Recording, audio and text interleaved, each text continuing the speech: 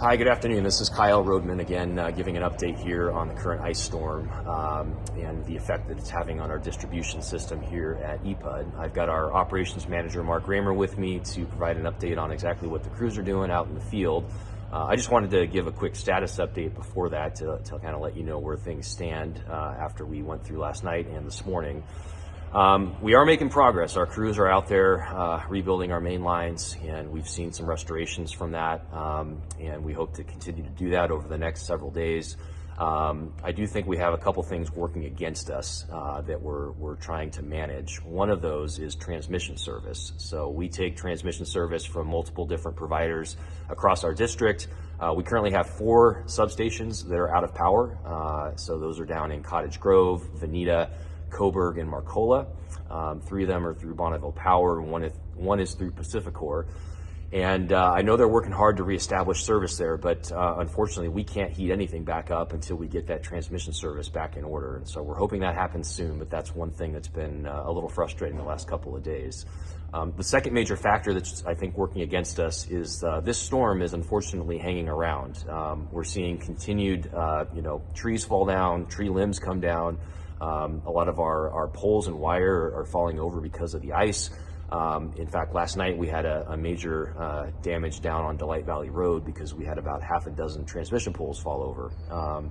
So that's happening at the same time our crews are trying to reestablish service. And, it's kind of one step forward, one step back in some cases. I do think that we will have some good restorations over the next day or two. But what I want to say is that there are some areas out there that are looking at extended outages, and we'll provide a specific list of those.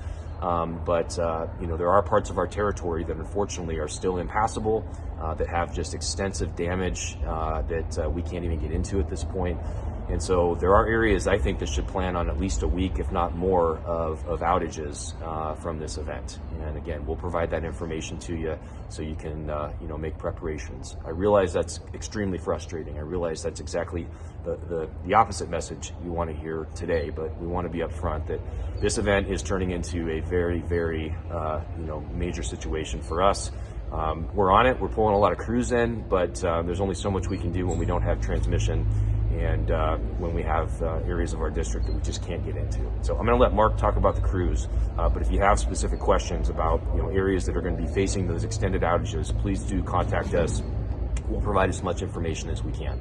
Mark? Yeah, so much like Kyle said, with the transmission lines and all that stuff down, it is hampering our ability to get our numbers up. We're also right now, we're doing foundational work is what we call it. So even though the lines are dead and the substations are down, we're still putting up poles, replacing poles that are broken, and all that sort of work that we do. We're getting contract crews in.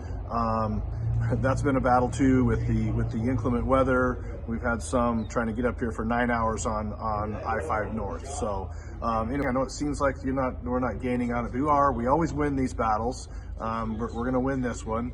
I will also reiterate the fact that help yourself out. Let's be proactive. Let's look at any service lines that are pulled away from your house, meter bases that are torn off.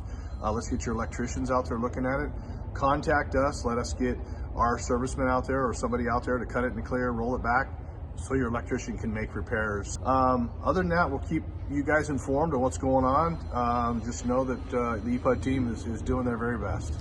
Mark raises a good point that we've been through this before. We had a very similar event in 2019, and I'm sure many of you experienced, and we made it through that. It was a slog, but we're following the same process. We've got the script. We know how to reestablish power. Probably not as quickly as everybody would like, but we've been through this before, and we'll get through this too. So we appreciate your patience. Please do reach out if you have questions. We'll keep posting updates on social media and on the phones, and stay safe out there. Thank you.